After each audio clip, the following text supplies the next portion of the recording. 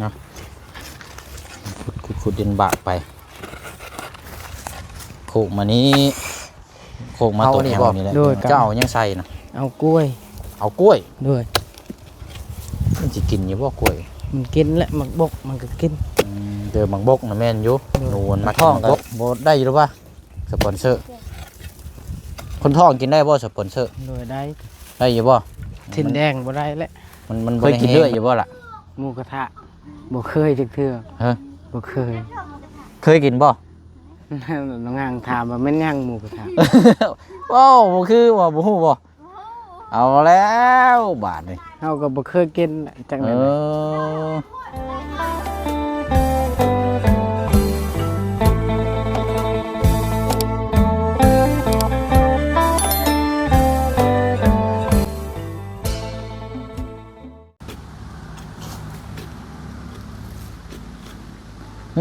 เจอน้องห้าง2บาทนี่พี่น้องเอ้ยโอ้เมื่อยบ่ลูกเมื่อยอยู่บ่เมื่อยนี่คันเมื่อยนี่คือภาษาเทิงนี่คือยังเกาะตะไคร้บ่ตะไคร้โอ้ยไหวดอกพี่น้องเฮ็ดบ่ได้ดอกยอมรถ10 ปี20 ปีก็อยู่นี่แหละก็เบิ่งแล้วบ่ไหวหรอกพี่น้องเอ้ยโอ้ยเนาะเอากะเอาเรื่องภาษาเนาะพี่น้องเนาะแต่ว่ามาเห็นทางน้องเพิ่นก็ยังมาซอยอยู่นี่แหละเนาะเอาเนาะถือว่ามาต่อมาอัปเดตเบิ่งน้ำกันอีกเนาะสำหรับทางขุดหลุมไว้เตรียมท่อติดตั้งน้ำประปาเดินสายมาพร้อมใช้งานเนาะพี่น้องเนาะเฮาใส่กันแล้วเนาะพี่น้องเนาะมาเบิ่งน้ำกันสิแล้วบ่เนาะมื้อนี้พี่น้องเนาะคันบ่ได้มื้ออื่นก็แม่นมื้ออื่นซ้ำเช้าแม่นตอนเที่ยงเนาะสิได้โทรนัดเพิ่นมาติดตั้งเดี๋ยวเฮามาเบิ่งน้ำกันเนาะกับทักทายสบายดีและสวัสดีพ่อแม่พี่น้องเบิดสุขุสุคนเด้อพี่น้องเนาะผมเจอกันอีกคือเก่าคือเดิมพี่น้องเนาะ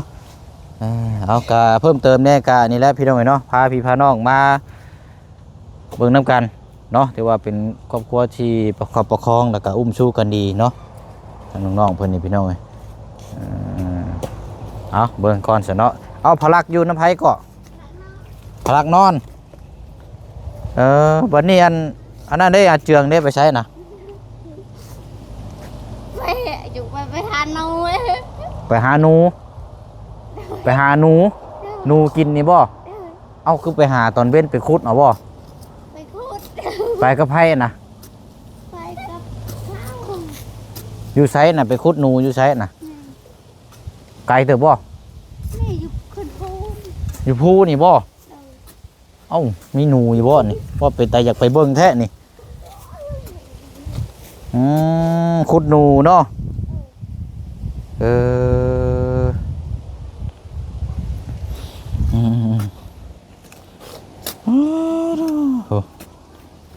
น้องเสียงเบิ่งก่อนนั่งใกล้เราจักบาทก่อนคือบ่เว้าบ่ตีงแท้นี่เบิ่งเป็นจังไดอันนี้โหคือบ่ปากบ่ตีงแท้เมื่อยบ่ลูกเมื่อยบ่ตะไงบ่เมื่อยตะไงบ่ตะแกโอ้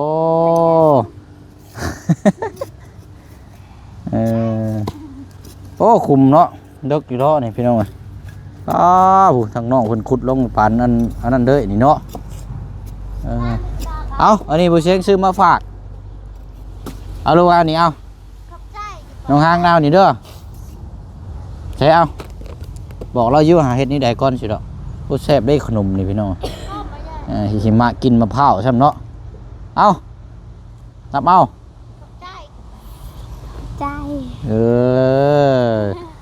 เนาะเก่งแล้วนี่เอาแล้วลองแกะกินเบิ้งเนาะเจืองบ่อยู่หนูแล้วพี่น้องหาเนี่ยกินแล้วบ่มีเนี่ยอยู่เนี่ยกินปกติน้องคนละพี่น้องเนาะอันนี้เขาก็เหลืออีกก็เริ่มมานี่เนาะเนาะอาจจะได้ครึ่งทางมือนี่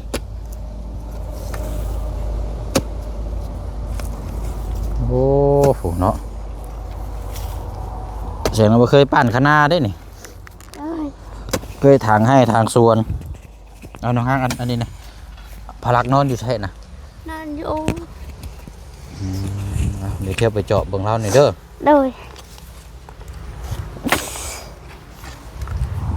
อายุมันบดแน่เนาะ โดย มันห่มในกกม่วงอันนี้บังนี่จังน้อยเฮ้ยเสียงไฟห้องนะ อาเจิ้ง แม่นบ่ โดยละห้องละห้องเขา แม่นบ่หาคุดหนูบ่ แม่น ได้บ่เนาะนี่เนาะเอาประมาณนี้แต่เนาะอันนี้ทางอันน้องพ่อเพิ่นนี่เจ้าของอยู่นี่ก็เพิ่นให้ขุดโค้งมานี่แหละพี่น้องให้ได้อยู่ โดย กับเรื่องที่ดินที่ทางก็ยินทางบบุญบ้านป่าว่าน่าจะขยายทางเบิ่งมื้ออื่นน่าจะได้ซื้อต่อเติมอีกเนาะใช่ให้ได้เจืองมาเลยนะได้อีบ่หนูนะ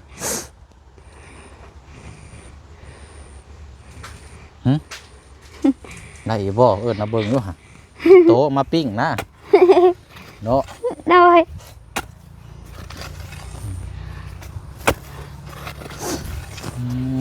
เอาขุดดินบากไปโคกมานี้โคกมาตัวแอลนี่แหละพี่น้องแล้วก็โคกมานี่อยากสลักช็อกแช็กในจังน้อยเนาะมันก็ได้แล้วเลิกแน่ยืนแล้ว ไปนั่นเลยอะไอ้ชักจะมาปิดทางนะ คือบ่เอาสายยางออกก่อนเอาสายยางดึงออกก่อนไปยังเดี๋ยวโคกมาพี่ก็เลยยกมาฟังนี่ได้เดี๋ยวป้าสายยางแล้วโดดพอแห้งอีกแล้วเจ้าขนาดกันว่าซับแยงอันมุ่งนี่บ่เป็นอย่างดอกอ๋อมันนี่คนท้องเฮ็ดบาดนี่พี่น้อง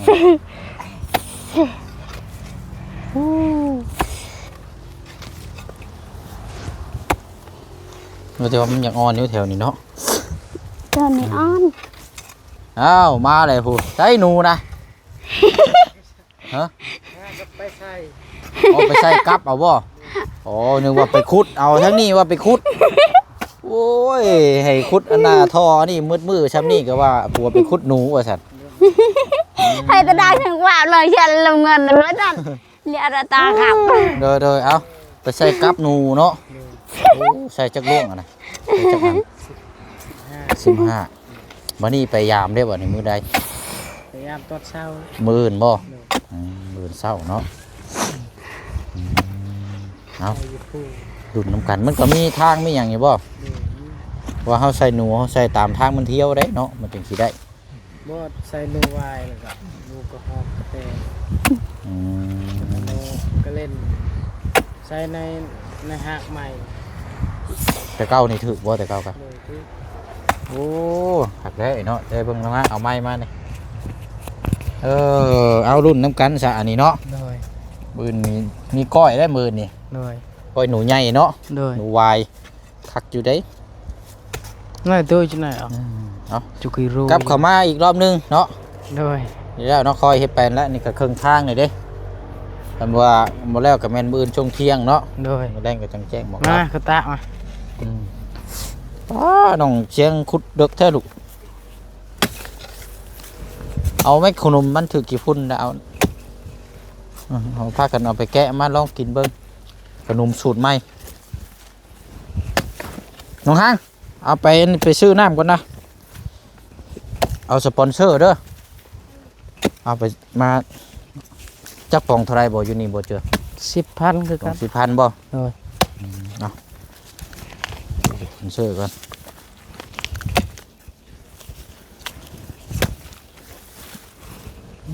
แต่โคบมันพอแล้วเนาะ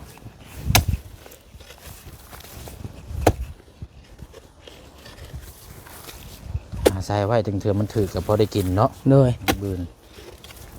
ใส่เป็นกับล่วงกับเฮาอันนี้บ่ โดยกัน เจ้ายังใส่นะ เอากล้วย เอากล้วย โดย มันสิกินอยู่บ่กล้วย มันกินและหมักบกมันก็กิน เจอหมักบกนะแม่นอยู่ โดย หนูมันมากินหมักบก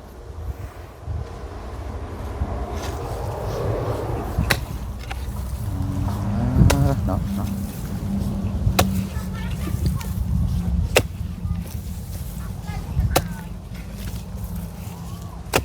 อยู่ภูนี่บ่เจือง โดย ย่างขึ้นไปนี่บ่ โดย อ๋ออืม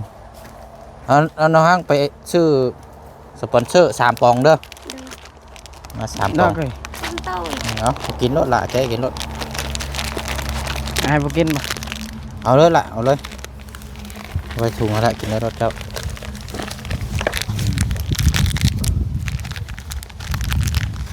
พูดไปนี่ก็ได้จังคอยอันนี้แปะท่อก็สิฮอดประมาณกกอันนั้นพี่น้องท่อนึงก็เจ้า5 ล้านกี่แปะท่อเอ้ยบ่แม่น8 เมตร2ท่อหนึงมัน4 เมตรถึงมาพี่ก็สิประมาณคงก็ประมาณ10พุ่นแหละ โดย บางเทื่อเขาอาจจะได้ต่อพ่วงเข้าไปมองพุ่นเนาะก็จะว่าเนาะ โดย ต่อก๊อกเข้าไปมองนะกูมองนี้เงินมาเปิดนี่มามันแต่ว่าเขาเฮ็ดใส่2ก๊อกเอาซะคือใส่ยางมาใส่เอาใช่ไหมแซ่บอยู่บ่ แซ่บ มันเป็นขนมมันสูตรใหม่ได้นี่นะปกติอาจสิเอาแต่พวกเอลเซ่นี่เปลี่ยนลองใหม่เบิ่งอ่ะ โดย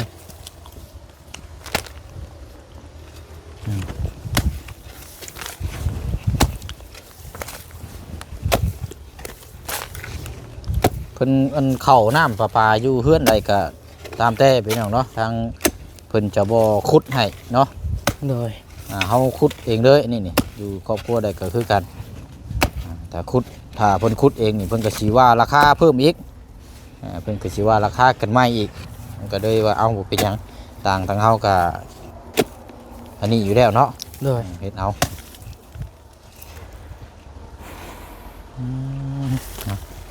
ผ่านทางพอดหนูอันนี้พุ่นแล้วเนาะทางนี้แหละพี่น้องเอ้ยทั้งเทื่ออนาคตก็คันว่าเพิ่นมีการปรับหน้าดินหน้าทางก็จังแจ้งกันอีกเทื่อนึงเนาะ โดย เรื่องทอเรื่องหยังกัน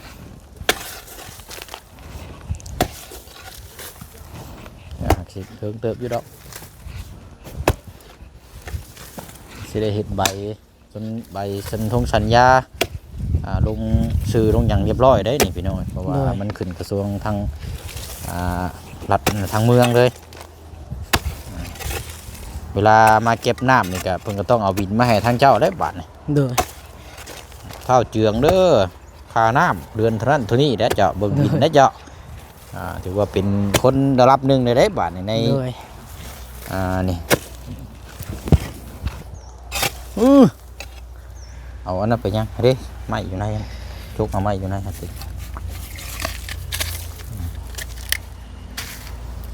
พิษซ้ำจักนี่เนาะ โดย ผู้ใดล่ะผู้ใด5 เดือนมาวัดผู้ใดอยู่นี่ หานบาวัด อยู่พุ่นนั่นมีอยู่พุ่นคันโมมีเจ้าก็เอาเป๊ปซี่อย่างก็ได้อย่างอื่นมาเด้อ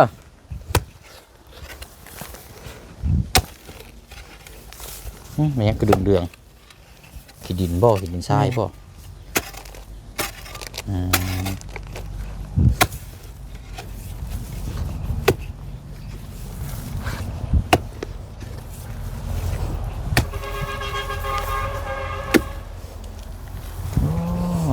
กาดเนาะไปไล่เลี้ยงไปนี่พักเนาะนี่กับว่าโอ้กุ้งตุ้งบ่นี่ แล้วมาบ่งนี่ก็ใหญ่นี่กับกุ้งตุ้งลวกคักเด้อนี่กับแจว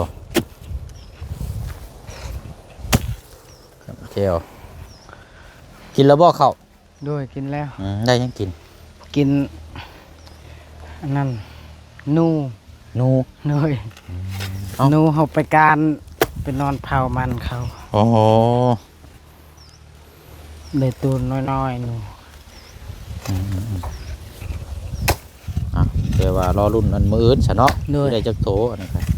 ใส่กลับใส่กันแล้วคันว่าเมื่อยแล้วก็หยุดเท่านี้ล่ะเบิ่นจังต่อเด้อน้องเด้อ โดย บ่ให้ฟืนได้คอยเฮ็ดไปหั่นละ โอ้ยน้องหางมันบอกว่าเมื่อยลาวก็ว่าเมื่อยก็คอยเฮ็ดแล้วว่ะ แล้ว เมื่อยก็เฮ็ดแล้วว่ะโอ้ยเมื่อยก็เฮ็ดตายแล้ว เมียคุมบ่ โดย โอ้ยเนาะน้องทางคุมผัวนั่นว่ากับพลท้องนี่บ่แน่ได้พี่น้องใจหายมานี่โย เนื้อ หมกจกวีเฮ็ดเอาได้ คนท้องคนใส่ครับลมแปรปรวนคือหยังได้ โดย บ่ได้คือคนนะปกติได้ โดย ตามบ่เสียงหรอกสิดอก เอา แม่นกเตียวตอนท้อง เริ่มบ่อยากถามความเรา โอ้ย ไม่อยากพังความเราไปใช้กลับ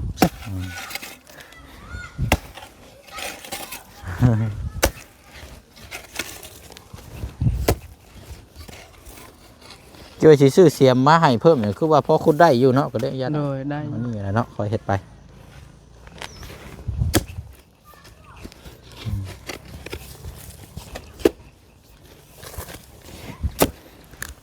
ประมาณได้อยู่ประมาณ30 เซนเนาะ โดย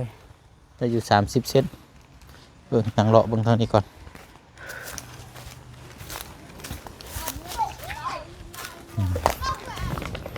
โอ้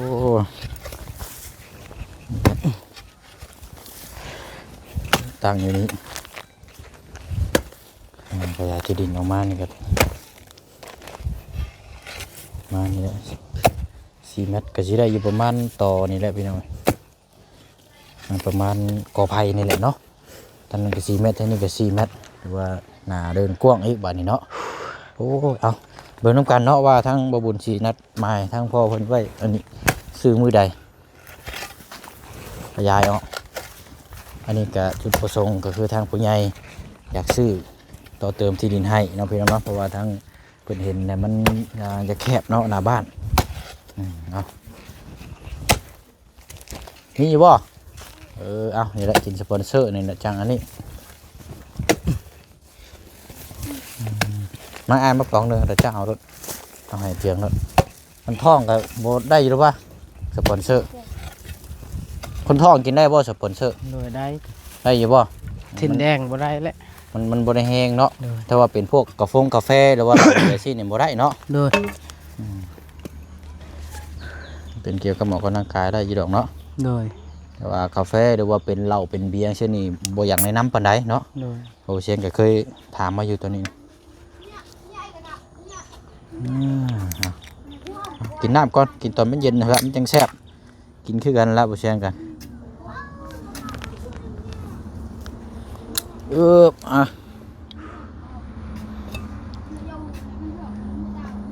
เราก็ไปงานดองนี่เนาะ โดย เนาะพังเบิ่งมื้ออื่นทั้งเทื่อบ่บุญนัดหมายจะว่าซื้อที่ดินขยายเอาอีกบ่จักเนาะ โดย จะได้นั่นมื้อนี้กับมื้ออื่นนะมื้ออื่นก็อยู่อีกก่อน โดย ว่าเป็นไปได้คันว่าออกก็แม่นช่วงแรงๆคันว่า โดย มันก็ขึ้นอยู่กับตัวนี้แล้วเนาะถ้าตัวนี้แล้วไว้มันก็ บ่มื้ออื่นยังพักอยู่มื้อ ยังพักอยู่บ่ ได้ พอดีได้ซะมื้อน่ะจะสิ้นๆนะมื้อน่ะขุดตัวนี้นํแล้วก็บางเทื่อก็ซื้อที่ดินนํเนาะตัวนั้นแหละตามบ่บุญแจ้งมานะตามที่เรียกว่ามื้อนี้แต่ว่าทางบ่บุญมีนัดหมายทางทีมงานพอดีมีทางผู้ใหญ่ทางบ่บุญเป็นเจ้าภาพเลี้ยงหมูกระทะพี่น้องเนาะพ่อเลยเนาะโอ้ยได้ครูหลายคนพี่น้องก็ว่าอยากให้มีจักชุดเด้หมูกระทะอยู่เพิ่นนกเจืองนี่ว่าซั่นเนาะก็เห็นหลายคอมเมนต์อยู่พี่น้องเนาะหากมันจักเท่าใดเคยกินเรื่อยอยู่บ่ล่ะ หมูกระทะ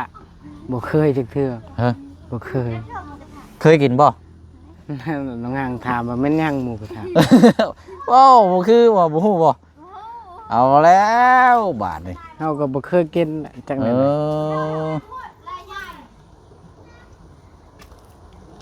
อ้าวบ่เคยกินแล้วบ่ บ่เคยอีหลี มันก็คล้ายๆคือเฮาย่างซีนนั่นแหละ โดย แต่ว่ามันสิมีจุ่มเพี้ยแบบว่าจุ่มพวกผักพวกหยังหั่นนะ โดย โอ้เอาอันนี้ก็เดี๋ยวมีโมเมนต์อยู่พี่น้องเนาะก่อนขึ้นเฮือนใหม่เนาะจักตอนแรงตอนใดตอนหนึง โดย กับทีมงานอยู่นี่จะว่าคักบ่จัก น้องหางนี่บ่ฮู้เลยว่ะหมูกระทะคือหยังบ่ บ่ที่อะไรพี่น้องเนาะบ่เคยกิน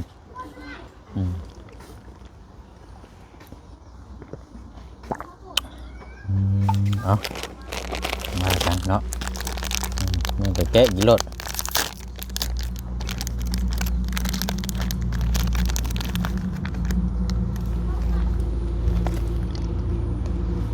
แซ่บขนม มันหอมกินหมกข้าวนั่นบ่ โดย ว่าเขาเจ้าใส่หมกข้าวเด้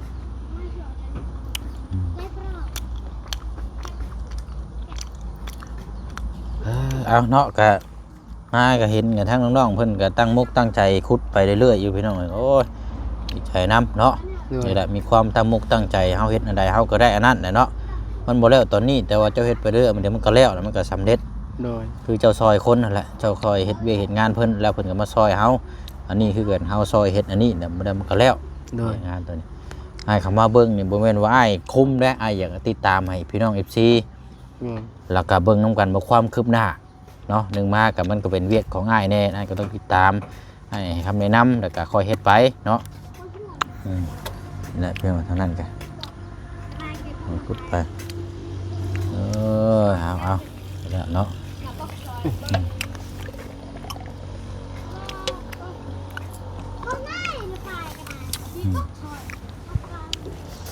อายุมันห่มอยู่นะช่องอยู่ ก็รอเนื้อกระด่างให้หน้าให้จู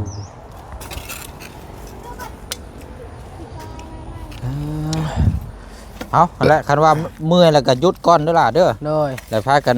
เฮ็ดเวียกอย่างอื่นนํก็ได้เนาะมื้ออื่นจังต่อเด้อ โดย อื่นจังต่อไม่ยากหรอกนี่เฮาค่อยเฮ็ดไปเมื่อยแล้วมาฟื้นบ่ได้เด้เนาะ โดย พากันค่อยเฮ็ดไปอันนั้นง่ายก็สิได้เดินทางไปเวียกต่ออีกก่อนบัดนี้เด้อ โดย พอแล้วพี่น้องสิเข้าไปร่วมให้นำทีมงานก่อนเนาะทางบ่บุญแจ้งมากันบ่ไปกะมันก็บ่นำปานใดพี่น้องแล้วก็น้องหัวพุ่นละ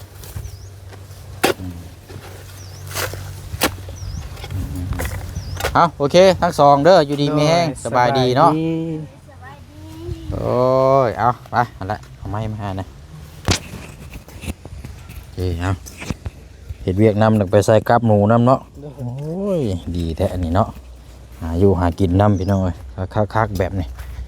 คืออยู่เอาใช้มันนี่ลงทางได้วะว่าสิออกเมื่อวัดกลับเข้ามาพี่อีกเนาะ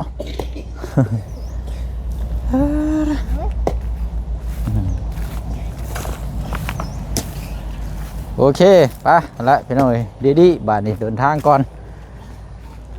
เอาจังมาติดตามเบิ่งนำกันอีกต่อไปเด้อพี่น้องเด้อเนาะเดี๋ยวคลิปนี้ก็ละพี่น้องไปบ้านเก่งทองก่อนเนาะละไปร่วมนำทีมงานพบเจอกันนานๆทีเนาะมีจัดงานหมูกระทะเนาะเอาอย่างไรก็ติดตามเบิ่งนำกันในช่องของทางบ่บุญบ้านป้าเนาะพี่น้องเนาะอันนี้ก็จังเข้ามาเบิ่งนำกันอีกทีนึงเนาะเอาบ๊ายบายพี่น้องไว้พบเจอกันในคลิปหน้าสบายดีเด้อพี่น้องเด้อ